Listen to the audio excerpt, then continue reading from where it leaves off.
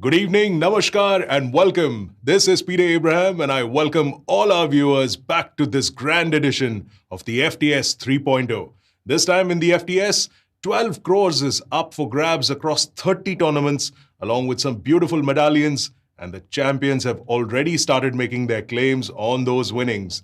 In some time, we're going to be starting to stream the final table of FTS number 11. That's the double stack event, where the winner takes home just under 5 lakh rupees for the win, along with a sweet 18-carat gold medallion and some amazing goodies courtesy of Spartan Poker. Let's take a look at this tournament and some details from the event.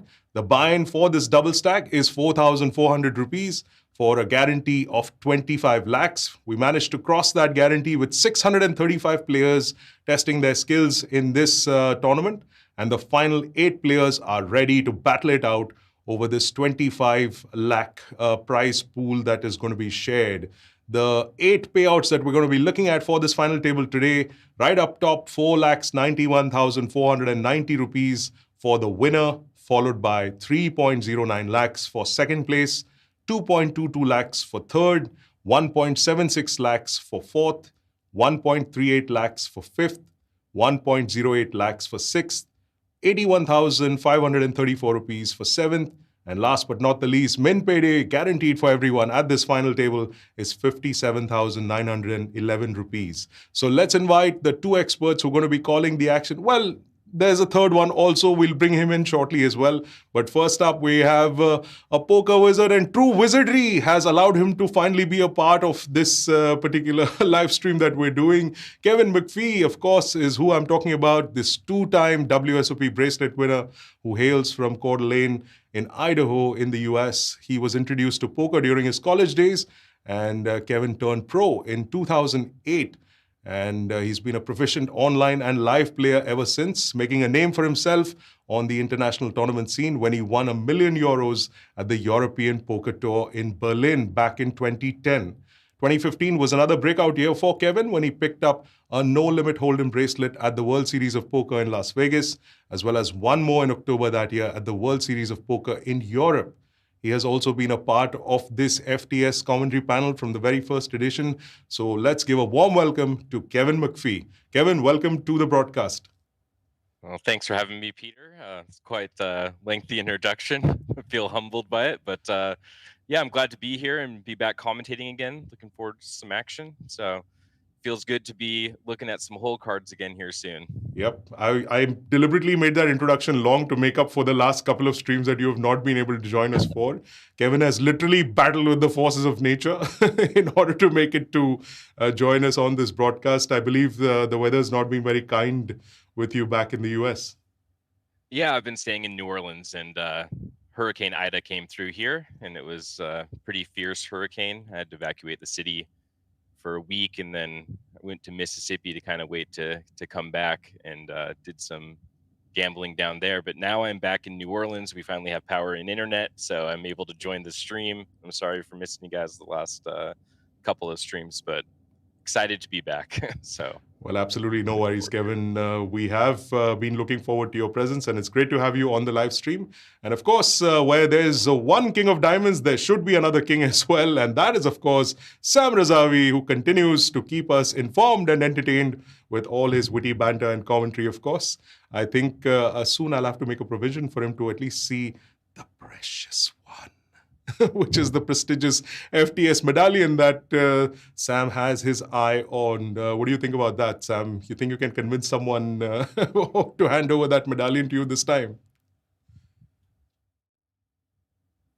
I think you're on mute, Sam. Just testing you there. Did you see what I did there? Yeah. Hopefully, I passed.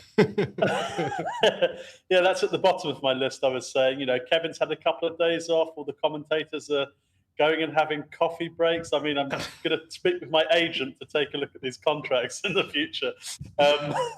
No, yeah, it's fantastic to be back. And it's.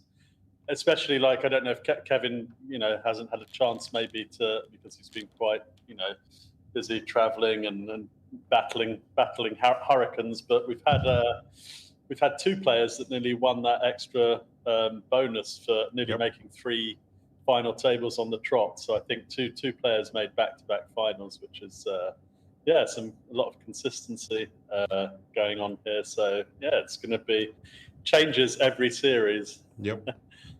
Well, it was wonderful to see those players making those final tables very close, but didn't quite get there to that 10 lakh bonus prize that they would have got had they made all three weekend special events as final table. But hey, that's the way it goes sometimes. So let's take a look now at the players who make this final table of the double stack, starting up with our chip leader, who's sitting on a pretty monstrous stack.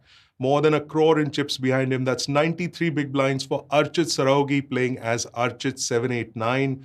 He's a 26-year-old player who's been at it for a while, and he's also got the distinction of winning the Sunday Super Stack at Spartan Poker 3 times in a row. So plenty of experience from young Archit at this final table, and we'll be looking forward to seeing what he does with that big stack of his. And going to the next player on the counts is a familiar name and a cute name at that. Cupid stunt. That's Mohammad Azer, who's playing once again another final table in these marquee final table streams that we do. So Mohammad Azer has been playing for a while now. He's 24 years old. He won the NPS main event on Pokerbazi for a little over 50 lakhs back in June. And he also took 8th place in the Saturday special event at this FTS not too long ago. So yet another final table for this young man. And I mentioned that big gap in chips. He's got 31 big blinds. That's a stack of 3.7 million in chips that Mohammad Azer has. So a big gap between him and the chip leader, who's got 93 big blinds. Coming in 3rd position on the chip count is a player we don't have much information about, but he goes by the very ominous name of Strangler. And Strangler is a 37-year-old player who's got 3.4 million in chips. That's 29 big blinds. He has won the elite tournament on Spartan Poker for a little under 6 lakh rupees, amongst other title wins that he's got. Again, a relatively unknown player in Bitter, who's the next on the list. 2.2 million in chips. That's 19 big blinds. And this player is Abhishek Kumar Chaurasia. Next up, we've got very, very well-known name from the Indian circuit. That's Ashish Munot, playing as Donkey 07. And Ashish, of course, has plenty of titles to his name, including the IOPC main event win from Spartan Poker itself for 37.5 lakhs back in January 2019. He also won the WPT India main event for 63 lakhs in October 2019. Ashish has got 13 big blinds. That's a stack of 1.6 million. Rounding off the bottom 3 is Dharambir Yadav, playing as Baba 1981. He's a 40-year-old player who finished 3rd in the mega stack on Spartan Poker not too long ago. He's got 12 big blinds. That's a stack of 1.38 million. Another anonymous player who goes by the username Sivas is playing in 7th on the chip counts. That's 9 big blinds, a little over 10.9, I beg your pardon, 1.09 million in chips. Last but not the least, Ishaan Kapoor, playing as E. Kapoor. Of course, that's as easy as it gets. He's a 27-year-old player who finished 6th in the FTS big game on Spartan Poker for 4.5 lakh rupees in November 2020. So that was his last big title. Last big finish anyway. This could be another title that he could get. He's got the shortest stack, 6 big blinds, 693,000 in chips behind him. Let me get to you, Sam, first. There's that huge gap between the chip leader, 93 big blinds versus the next guy with 31. I mean, is he going to just mess about? We'll take a quick look at the chip count summary, just quickly through the list of players. And like I was asking Sam, such a huge gap, 93 big blinds versus 31 big blinds. That's got to be a massive advantage at this table. That's crazy. It's quite rare that you see such a huge disparity. He's got nearly something like nearly 50% of the chips in play. Yep. And while sometimes you think you can just go in and maybe just start playing really aggressive, I mean, he's probably got the chips. He's probably got the chips to guarantee himself heads up by just playing, really, really solid. ABC, so it'll be interesting to see. If I was in this spot, I'd be just picking my spots. I have so many chips that, I only need to accumulate a few more, and I'll go in minimum heads up with an even pairing against my opponent. So it'll be interesting to see how it plays out. But that's a monster chip lead. Absolutely. And Kevin, would you also pretty much, if you were in the same position, would you kind of float your way into heads up and then, take it from there, like Sam suggested? I mean, yeah, I mean, when you have so many chips and there's so many short stacks, we have a 6 big blind, 9 big blind, and 12 big blind stack at the table. I don't really think that you necessarily want to be like attacking them really strong, unless they're super tight. But more you want to like focus on kind of just making some tight folds here and there so they can get in some confrontations, and then you can just kind of print money sitting back and folding. But really what he should be looking to do is pressure the middling stacks, because if they open up at all because of the incredible ICM pressures, they're going to have a hard time putting up any resistance that he gives them. So I think attacking the middling stacks, you want to be raising their big blinds, and maybe you're looking for some leverage spots to 3-bet them, just because the ICM considerations here are so fierce. But I would imagine this is going to go pretty quickly with such short stacks. So the table dynamics will always change, but you just always want to be aware as the big stack that you can pressure the middle stacks quite a bit, because they just really need to make sure that they make those ladders. Right. Well, these players are certainly not short on experience whatsoever. We've got plenty of titles won amongst all these players at the final table. But you can be a winner too. That's right. Our viewers who have tuned in religiously every single evening of this FTS series, you can answer this contest question that we're going to throw at you in a bit. And you could win a ticket to participating in this FTS series. So here is that contest question. Can you name the 4 days that start with the letter T? Who comes up with these things? Anyway, can you name the 4 days that starts with the letter T? We've clearly deviated a lot from poker in these contest questions, but hey, it keeps things interesting for us. So can you name the 4 days that start with the letter T? That's the contest question.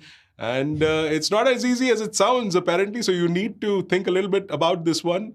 But if you think you've got it, then send in your answer as a comment on this stream with your Spartan Poker ID. And if you are one of the lucky winners, lucky 3 winners, in fact, to get a ticket into the Feast Day 1F, that'll be played on 14th September at 4 p.m. Remember, the Feast is a 1 crore guaranteed tournament. It's got a ticket of 2,200. There are daily satellites happening at 4 p.m. If you are one of the contest question winners, you will get an entry into Day 1F. So make sure you get your answers into the comment section. And as long as you have the right answers and you're one of the guys we pick, or girls that we pick, we could see you at one of these final tables very, very soon. So I think we're just about ready to get the action into place. Let's check with production if we're good to go. And here we go. Cards are in the air. There's a kind comment in the chat which says, nice shirt, thanks buddy. But I'm going to try and give a more sober option shirt-wise to all of you by introducing our third commentator on this stream. It's my pleasure to welcome Richard Haridasoam onto this broadcast. And Richie, of course, has been in the poker scene for a long, long time. He won the big game at the India Poker Championship, the main event of that 2012 edition.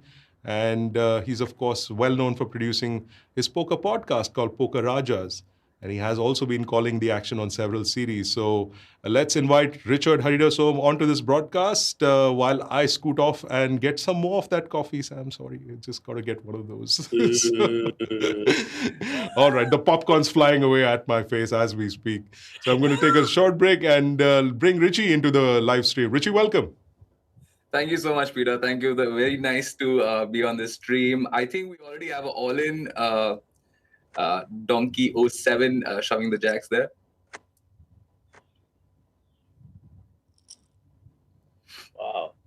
Wow.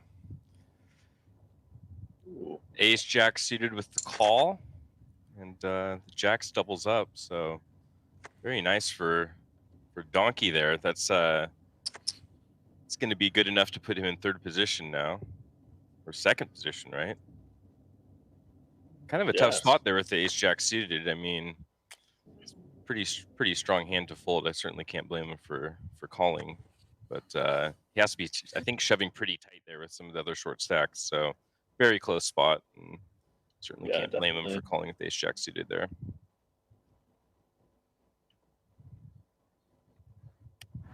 And then here we see our chip leader getting in the mix with ace-8 off.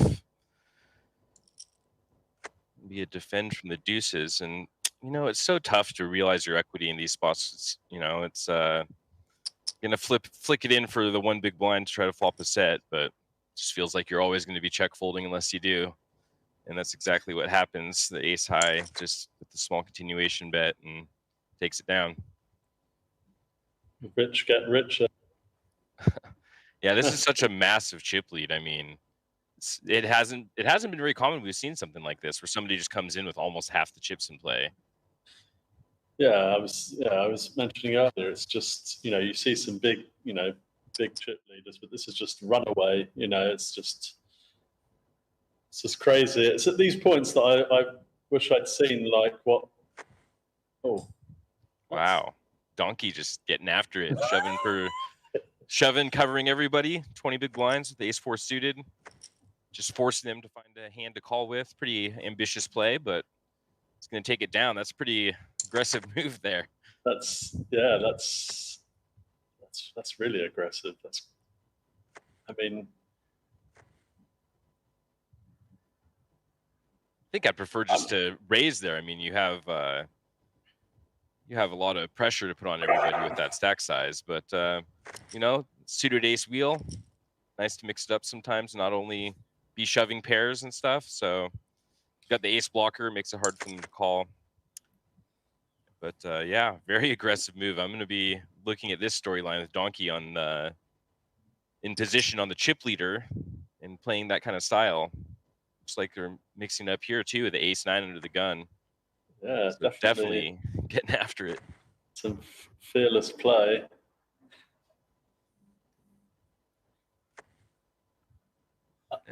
He's really going after the short stacks. I think the all-in a little too much, but second in chips now. Donkey was 7. Ashish Manot, one of the more experienced players on this table.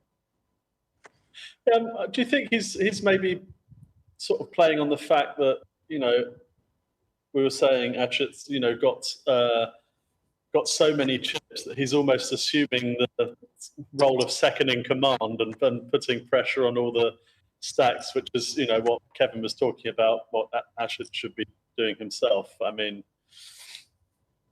although we see, yeah, Civis shoving with the 7s there and getting called by Donkey with the 4s and gets the double up. I mean, pretty short stack. Can't blame Donkey for calling there. But you know, the ace-4 suited hand's pretty interesting because if you look at the effective stacks behind, I mean, it's 120 big blind and the next or 160 big blind, and the next stack is, or the biggest stack is like 32, so 20 big blinds, and most of the other stacks were like sub 15 big blinds. So it's kind of just taking the gamble that like that specific stack doesn't wake up with a hand, and then just playing like, oh, this is plus EV against the rest of the stacks. Certainly being pretty aware of the stack sizes behind him and what the effective stuff is. And yeah, we're gonna see a similar play here. And he's going to get called by the 9s this time. So running into it. But you know, the thing about the suited ace is like you always have 3 outs. You have, you know, a lot of equity, and it just makes it tough for people to call. They have to wake up with a hand, and we do see waking up with a hand here. And there's those 3 outs coming. So the tour will be our, what is that, 8th place finisher? 9th place finisher? 8th place. 8th place. So good run by Batur. Certainly disappointing. Hold that hand. You have pretty nice position. And Donkey is gonna. This is gonna be really the storyline. Is Donkey 07 and the chip leader here battling? I think now, especially he's got about half his stack. I mean, he could double through him and flip the whole script here. Yeah, I think. Yeah, it looks like Donkey really isn't afraid of getting in the mix. And yeah, I mean, bitter. I would be feeling bitter if I'd lost that hand, you know, just finding itself up against the 1-over card. But and that's how the cookie crumbles sometimes. And A nice hand for the strangler, but won't be choking anyone with this hand. 10 high in the big. Do you think the Almost like- strangler should always be jamming jacks, or should he be trying to raise and sort of play this post flop? So, because I don't think Cupid has a very small stack. I would He probably has I would less than probably 10 consider blinds. being as a pretty viable option as well. I mean, you hate to just shut them out of the action and not give them rope to hang themselves with a hand as strong as jacks. But you know, you want to win the chips. You want to keep accumulating. You don't want something weird to happen post flop when you limp. So some people are just uncomfortable with jacks, but I think it's a pretty reasonable trap hand in that spot. I think you're right. Archit is never folding here, is he? Wow. Wow. That was not, what was that, like 5 big blinds or something? 4 A big little blinds? less than 5 big blinds, I think. Yeah. Yeah, it's really on the tight side. Ace King for Donkey, the most aggressive player since the table started. Yeah, we'll wait Wow. to see transpires here. That's Wow. I don't. Yeah, I don't Yeah. really like the shove with Ace 8. Yeah, I Yeah. mean, making a statement that he thinks Donkey's out of line, but I mean, when you have somebody opening under the gun, they still have to, you know, even if they're playing aggressive, they still have to have some sort of hand. So I'm not so sure there with little fold equity going with the Ace 8. Seems like not the strongest play. And here we go. Here's the limp. Pocket aces versus 5s. I mean, that's just a super standard spot. Donkey's gonna double them up there a lot of the time. And yeah, we've had a lot of all in so far. So I was thinking it was going to go pretty fast in the beginning, and it's living up to expectation right now. Yeah, considering the way the chips were distributed across the table, we were bound to see a lot of action. But I think still the Ace 8 was sort of an ICM superside. There were 2 stacks which was smaller than the player. So yeah, that was not a good time to call Donkey's bluff. Yeah, I mean, I always say I'm sure that these players have been playing against each other the last 2 days, so he's probably seen a lot of crazy stuff from Donkey. But you know, in a nutshell, going to the final table, I think just seeing a bunch of a handful of hands is probably not enough to base that sort of loose shove on. Yeah, I don't mind jamming against someone that's just opening all the time, but you know, choose to do it with something that you're not likely to be dominated when you get called. And yeah, interesting hand here with Civis open limping the King Jack suited, and our chip leader getting in the mix with the raise with the King 7 of Hearts. Very ambitious play, but the power of the flush draw and the ace high board will take it down for him. So I think I'd maybe like just to see a shove there from the King Jack suited. If you're going to limp call, there's plenty in the middle. I think I'd probably just go for the shove there. But yeah, the chip leader applying pressure just as they're supposed to.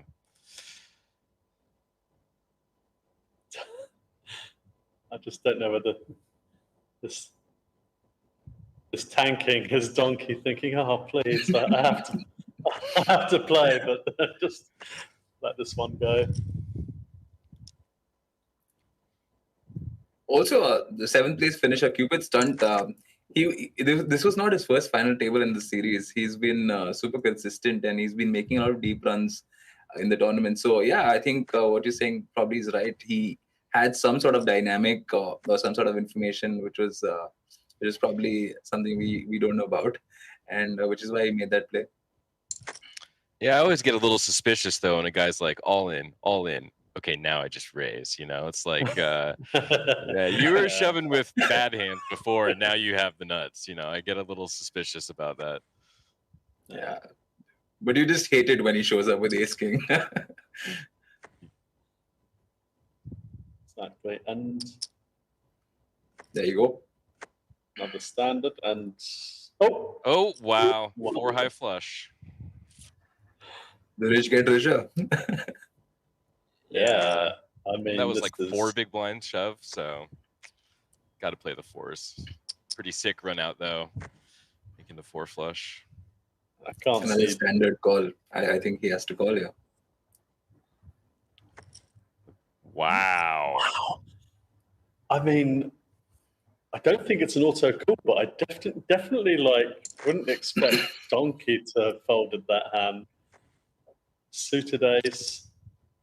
I mean, Just goes to show that it's much easier to shove a hand than call a shove. I mean, that's a perfect Exactly. example right there. He had the exact hand before and That's ended true. up shoving it. And then this time elects to make the fold when he's I mean, I think that's a pretty shallow stack. I think you probably just need to call there. You're blocking Yeah. other ace highs. There's a lot of Broadway hands that want to shove. So that is an example of gap theory from the old Skolansky books. I don't know if anybody knows those, but gap theory at its finest.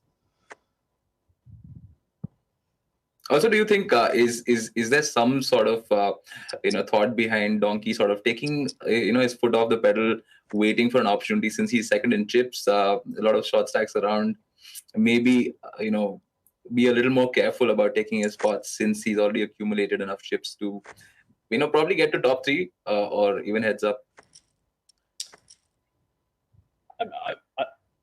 Yeah, I mean, he went in guns blazing straight off the bat, so it seems like that wasn't really the thought process to begin with. But now things have developed. Maybe, I guess your gears change depending on what transpires at the table. And now, yeah, he's in a strong position. I mean, I don't know what you think, Kevin, but yeah, he definitely came out of the starting gates. Yeah, it's a little confusing to me, I think, because he's just been firing so hard, like trying to play for the win, and really if you're chip leader in this spot, maybe I could see some reasoning behind making some folds to keep the ICM pressure on. This hasn't really been a min raise and take it down kind of game so far. It's been an all in sort of thing, as we see again here as Civis shoving the 3s, flopping a set. Oh my lord. And yeah, set holds. So wow. Kapoor are out in 5th place. Uh-oh. Yeah, I have a feeling this is something's happening here. Of all the players that might just pile this in, Donkey's the one. Oh, wow. Disciplined fold. Disciplined fold. I like that. Yeah. That's About an 27 fold. big blinds is probably a bit too much, and you just don't ever want to get called there because then you're kind of committing an ICM suicide. Having said that, we know what's happening here. There you go. The power of the ace. But the 3 out has been popular this evening.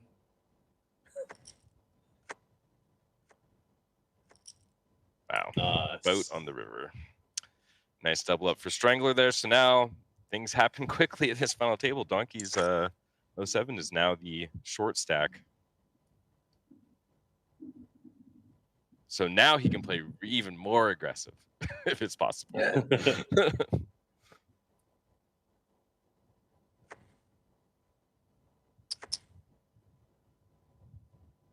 Donkey's really taken all the spots, and I think it comes back to the fact that he's looking at chip stacks. He's attacking the stacks which are shorter, or at least shorter than him. And although I think he had a lot of room, like the players behind him also had enough chips to sort of peel and see a flop. So I don't know about the all-in 4-way. Split pot.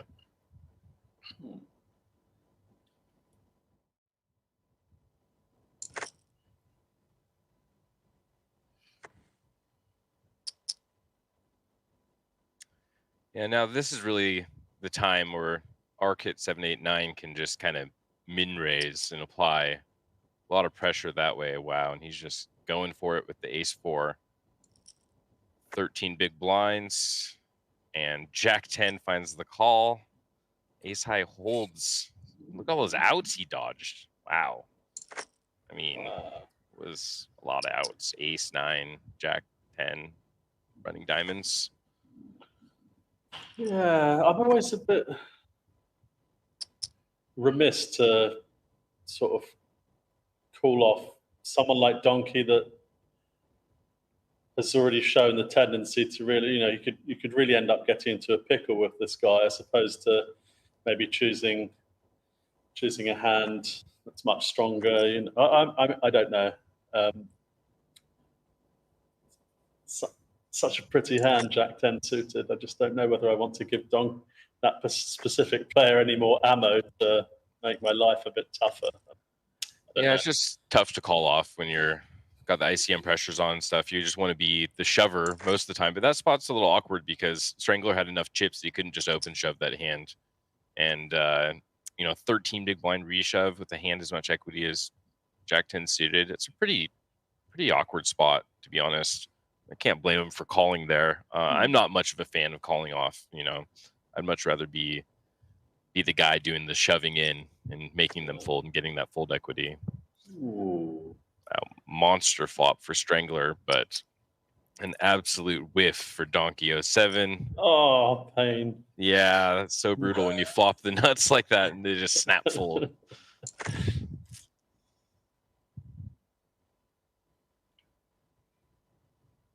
Well, this should be pretty interesting seeing how these players choose to change gears shorthanded. I mean, the blinds come around a lot faster, the pace speeds up, and your hand selection needs to widen a bit as well. And here we kind of see an example of that with a bunch of garbage hands out. Of course, Donkey is going to be the one getting after it with the 6-4 suited. Wow, and Strangler again, diamonds running hot. Absolute monster flop. I mean, definitely a candidate for slow playing this. Yeah, I think I like a call there. I mean, you have the deck killed if you're ahead. Yeah. I don't think there's much need to protect your hand there when you have second nut flush draw and the pair. Wow. This is setup, eh? I mean, I'm never folding ace queen to Donkey. Not the way he's playing. I'm diving straight in there with this hand. Yeah, Ashish has just been playing so aggressive. 15 big blinds and ace queen. I mean, he's going to show up with so many worse hands here. Of course, this time he has the premium hand, but against his perceived range, wow. Yeah, that's a really good fold. Result-wise, really good fold. I mean, yeah. I think he definitely could have a lot of things you crush there, but yeah, wow, big fold from Civis there. And Civis has really, played very methodically from the start. Although it's just been 15 minutes and we're down to 4 players, but he's really picked his spots, and he understands, that Donkey's going after it. There's a good chance that Archit and Strangler might get into it with Donkey, and he just wants to be a little cautious and sort of look at laddering up. Yeah, I think that's pretty much the reasoning behind that. A good candidate for the reshove here with the ace-6 suited. I mean, once you get below 14 big blinds, you don't really have too much fold equity on your reshoves. So I would have liked to see Civis at least take a little time there to think about that spot. I mean, King 10 opening up and taking it down. He did lay down the ace-6 of hearts, but I don't know. I would definitely think about that. Once you duck below that stack size, it's the blinds start going through you.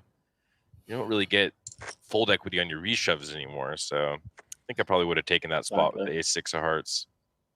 Yeah, for sure.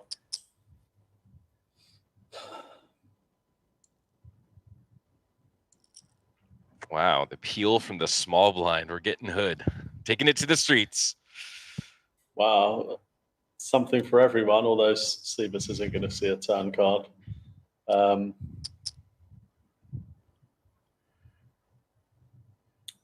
And with Donkey's stubborn. Sorry, I was saying with the way Donkey has been playing, I was expecting Strangler to sort of maybe call one street and see a turn card, because Donkey's really going after it. He's been playing most of the hands. Of course, we know that he has this flop smashed. Yeah. Wow, look, Donkey's Wow. setting the trap beautifully, checking on such a flop, you know, so draw heavy, and, you know, he's actually checked behind to induce, and Shivas hasn't even, you know. Yeah, and Sivas has a prime candidate to bluff with. I mean, if you're going to Yeah. call with that hand out of position and then have your opponent give up, I'd like to see a bet there. I mean, obviously we would known it would have been torching money, but very interesting check back there from Ashish. I mean, what do you think about that, Sam? I mean, I think I would probably just keep betting on that kind of texture, but pretty sneaky play. I mean, you have to keep betting, not only for value but to protect your hand. Obviously, I mean, you know, when you check behind, it's obviously a trap. But then what do you do when all the straight and flush cards complete on the end? I mean, I don't know. Wow, and now we're seeing some of the real big stack play here.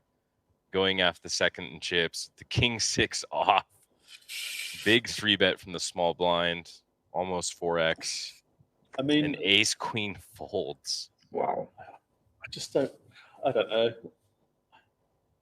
I just four-handed. I can't see myself laying down the ace queen. I mean, I definitely would never be flatting there, but. Well, it seems like Archit's kind of been playing, you know, pretty straightforward and snug. I mean, not getting out of line too much here, and maybe Strangler just picking up on that, but really creative gear change there from from Archit 7, 8, 9. I mean, king 6 off is a very ambitious hand to be including in your range there. But if you can get ace queen to fold, then obviously it's great. So reading his table image that he'd built up to that point pretty well, and then finding the exploit. Yeah, I think now it's probably time to, you know, take the impetus and moving forward. While you've got Sivas there with his, you know, what, 7, 8 big blind stack to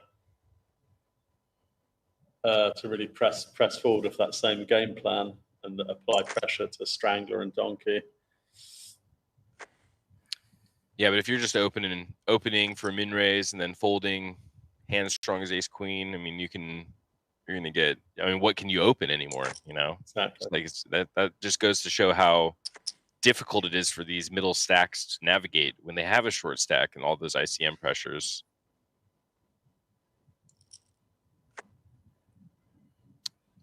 Donkey just calling with the 9s.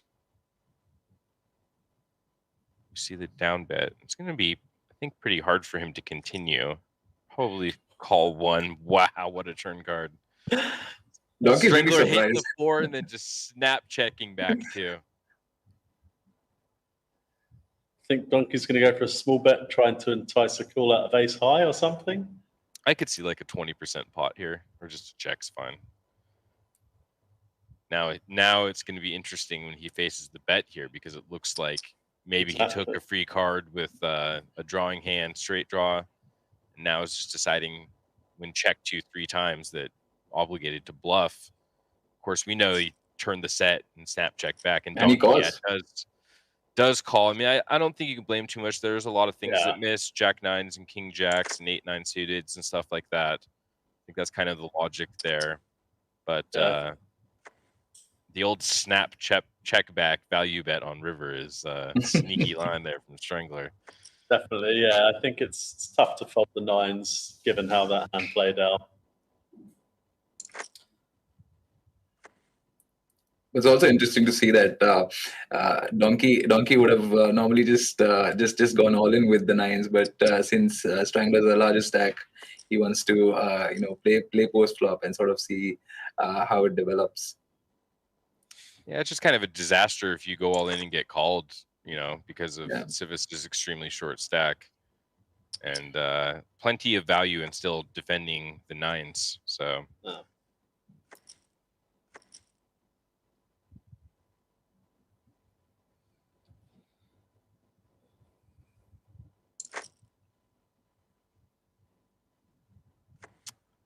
And this should be good enough for the all-in from our short stack. weak enough hands to get it through. So Civis takes down one more round of blinds, lingering around with 9 bigs, waiting for them to step out of line. And here we have exactly what Civis is looking for: big confrontation coming here between Strangler and Archit. What size do you think Strangler is going to make it?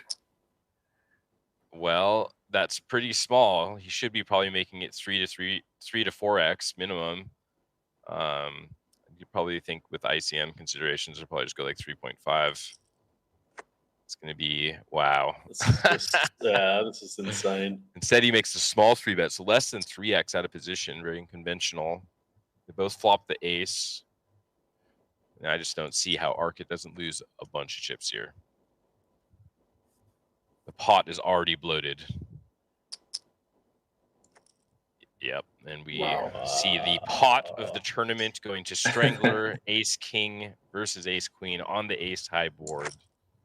That's insane. And just like that, Archit's gone from tons of chips to wow. Strangler, Ace 5. Strangler vaulted up the chips there to 1.6 million. It's just, whew. Wow. Or 11.6 million. Sorry, that's a lot of chips. I mean, there's only 25 million in play, so 60% of the chips four-handed right now. Looking pretty good for Strangler. Just how quickly it turns around sometimes when you get those, monster confrontations heads up. It's wow. Yeah, pretty gross spot too, because when you call with the ace queen, I mean, and actually hit it as well. And you actually hit it, and you both have it. It's just it's so brutal. Definitely feel the pain there.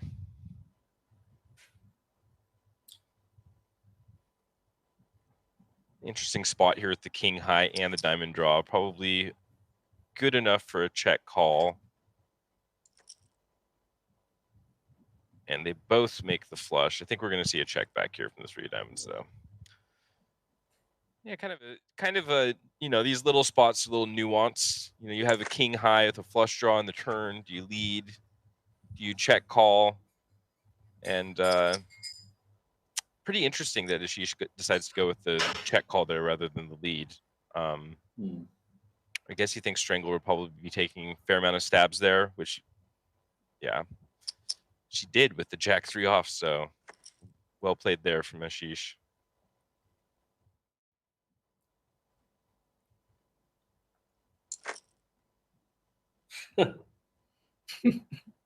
I mean, yeah, this is going to fold round. It's always frustrating when you play quite,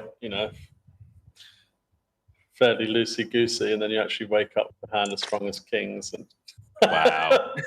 Just kings and aces back to back. And he's going to get a walk. That's so sick. That's unfortunate. That is sick. Queens now? I still have ace, blind. Yeah, but these blind versus blind spots, I think this is a good spot to just limp. Yeah. You have a suited ace, excellent limping candidate. You can comfortably call a raise. You keep the range as wide as possible. And I just don't think we're going to see him folding any pair here for 1 bet. It's just whether or not the 9-3 suited has enough heart here to try to barrel it through. Boy, that's a pretty tempting card to check again. Yeah, it's just hard to think that that Strangler has too much when you snap checks back the turn. Yeah. Ace of spades on the river is an amazing bluffing card that hits you. So I think I'd maybe like to see just another check there, because it's just so hard for Strangler to have a hand that he can call with.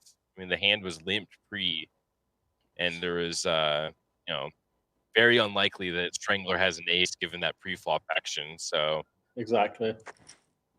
But I think that's a pretty good card to check. Wow. Okay, so Donkey with the ace 9, Archit, king 7 suited, And we have our 4th place finisher, our chip leader. And from the penthouse to the outhouse. as they exactly. say. And just look at this. It's just taking off. Wow. Suddenly. Did we just lose 2 players in 2 hands? Yeah, this is fast and furious action here. Wow, this is insane. Starting our heads up, Ashish, our WPT champion, Donkey 07. And Strangler heads up for the title and the medallion. Yeah, I mean, it's going to be really disappointing for, when you come in with so many chips.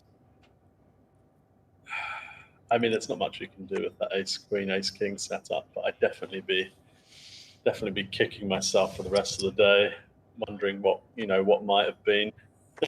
I mean, is it just a snap call? He called so fast on the turn without really even any consideration.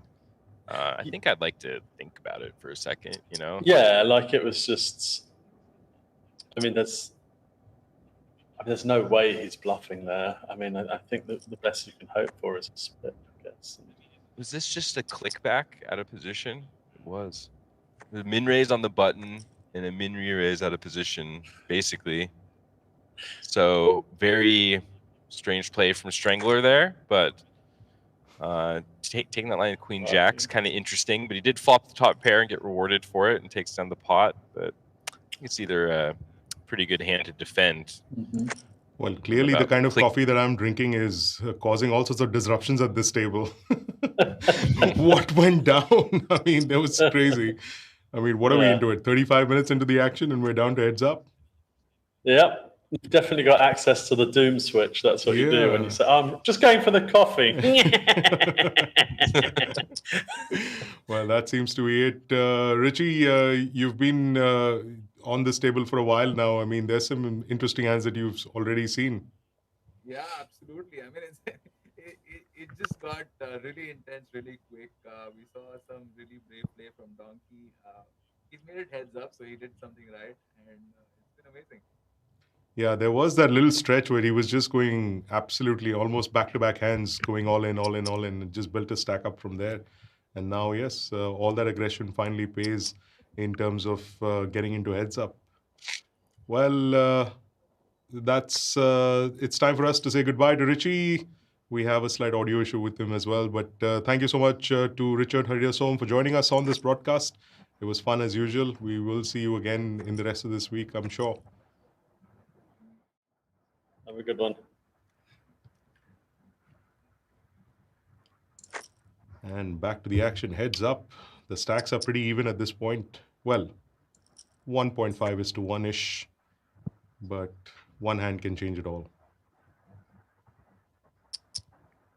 It's amazing how the chips have flowed across this table. I mean, it's just like a hop, skip, jump between players, holding the chip lead, and then that hand with Archit, of course, against Strangler, Ace King, Ace Queen. I think, Kevin, you mentioned that it was the pot of the tournament, and I think from there to to where we are right now, it's pretty intense action happening. Yeah, I mean, come on, guys, let us breathe for a second. Like we're calling it all in and trying to analyze it. The next hand, you're all in before we're even done. This is, this is really a fast pace. And man, that Ace King to Ace Queen hand really just vaulting Strangler into this position. And now we're getting to see a pretty interesting heads up match because we have some stack depth here. Yep. And we have two contrasting styles. I mean, Donkey's just been playing hyper aggressive. Strangler a little unconventional with some out of position re-raises and some bigger pre-flop sizing. So it's nice to see kind of two different styles battle against each other at this stack depth. I think it should be a lot of fun to watch. Yeah. And I think, I mean, really Donkey's the one that's, really driven the action from the get-go, and I think that's why we've come to this point so quickly, because he's like really forced the action early, and it just shows things could go either way when you take that approach, and he's gone. Whoa. Let's pause that for a second and see what transpires here, because Yeah, and again we see Strangler going with the out of position min re-raise with a hand that would normally be a defend, just trying to slow down Donkey, just throwing whatever he can in front of him, the kitchen sink, just to try to slow him down. And this boy. is gonna be it right here. Wow. And now Strangler's actually checked. That Maybe is, it's he's not going to be happy once he sees that happening. Oh boy. Yeah. Just a sick cooler here, and a very strange hand from the very get-go. Wow. Did Donkey leave some on the table there?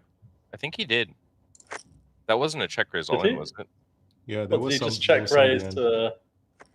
He just called the check raise. I think you just shoved that hand if he has ace-high flush. Heads up. 3-bet shove the river. So many other flushes are just going to pay you and just side call. I think he left some on the table there. Boy, when he I didn't don't have like a leaving stack, anything on the table when I get a cooler, Yeah, exactly. when he didn't have a stack, Donkey was hyper aggressive. I wonder what he's going to do now. Yeah, I think he's going to try and make quick work of things, but I mean, it's hard to predict. Yeah. Who knows what's going to happen here? Yeah, we've been seeing some strange action on this final table. It's been quick, it's been weird, but hey, that's the nature of this game we love. And it's what keeps us coming back for more.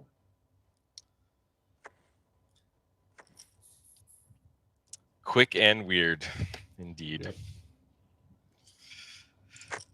Yeah.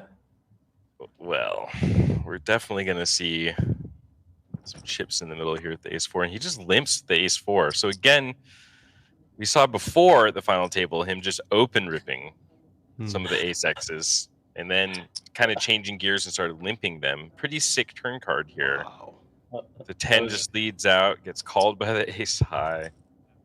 Wow. Just That's, no consideration snap fold. You guys got to give us a minute to breathe. You can't just keep snap. We're just Please, getting for used the to one hand. commentators. Yeah, we're just getting used to one hand, and then boom, there's just another one, and then Yeah. another one. Wow. Well, I can see a lot of answers to our contest question. Make sure you get them in there. The looks of this table, we might just be ending pretty soon. So we're going to wait till we announce the winners in the chat and comments itself. So make sure you get your answers in there with your Spartan Poker ID. We're probably just going to have to wait one more hand. Yeah. And as I say it, ace jack versus sixes. Jack on the and that's turn. it. Bam. Wow. That was a fast final table. Congrats to Ashish. Well Very done. nice tournament from Donkey. Definitely played for the win from the get-go. And, Yeah. Well, that was pretty fantastic. Donkey 07 winning this tournament. That's Ashish Munot adding yet another title to the number of titles that he's won over the course of the last several years. One more feather to his hat in this FTS double stack event, coming back from one of the shorter stacks at this table and then going on to just burn, baby. Took all the chips, and that's the end of that tournament. I think we'll have to go back, gentlemen, to that one hand, which I guess is the hand of the day, the hand of the tournament, the ace-king versus the ace-queen between Archit and Strangler. Let's have a look at that hand again.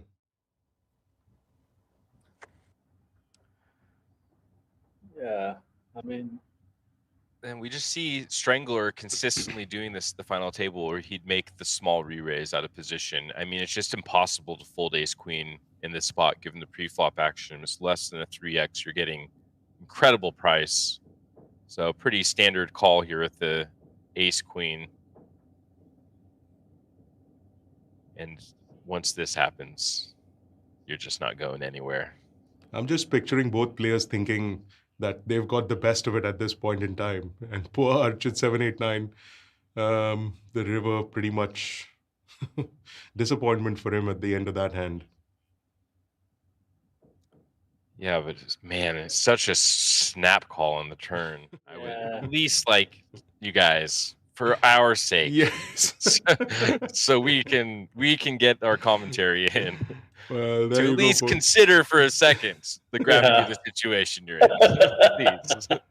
I know, it's like we've got to make sure that we try and get some of that action to comment on, but clearly these guys at this final table of the double stack not giving 2 cents about that.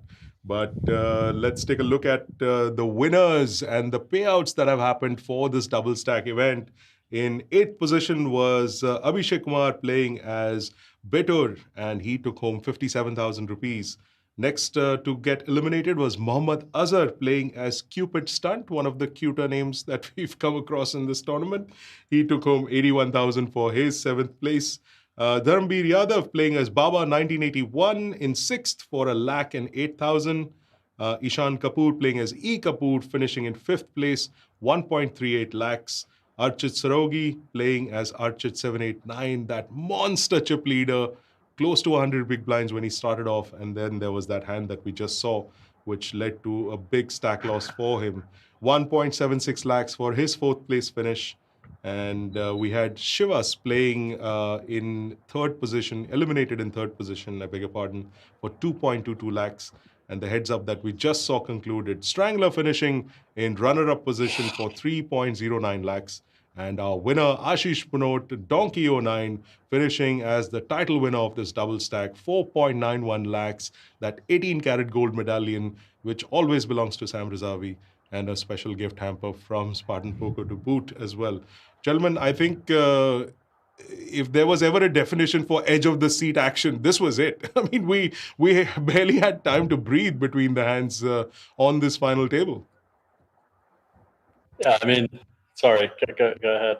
I was just gonna say it felt like dopamine overload. It was like like playing slot machines down in Biloxi, you know, just action every hand. And yeah, it's gonna be a letdown the rest of the day because I'm just starting my day today. So that's a lot of action, and boy, it was fast and furious pace. That took what, less than an hour? Yeah, to play I think the entire final table. 45 minutes, a little less than 45 minutes, I believe, is what the entire tournament took. Probably one of the shortest tables that we've done some commentary on. Just a quick roundup, with let me ask you, Sam, we did see a couple of strange hands that were played, but anything like out of the ordinary in terms of a mistake that you felt any of the players did? I think just as a general rule, as Kevin was saying, I think some of the decisions, even though you might still have come ultimately to the decision that these players arrived to in certain hands, just taking the time to really think. The ace king ace queen, particularly in question. It's a tough one. I wouldn't try and say, I could have folded this on the turn or blah blah blah. But there's many factors to take into consideration. Not least of which, there's no way in hell the Strangler is just piling all his chips in on a total bluff. And if you take the time to analyze, I'm sure the minimum conclusion that Ashish would have come to is that Archit. Is that he's up against minimum the same hand, But yeah, I mean, some hands just play themselves. But I think sometimes I've certainly found myself, and even in a live tournament where you have even more time to make decisions, I've definitely had occasions where I've acted too fast because I feel like I know exactly where I'm at, and then after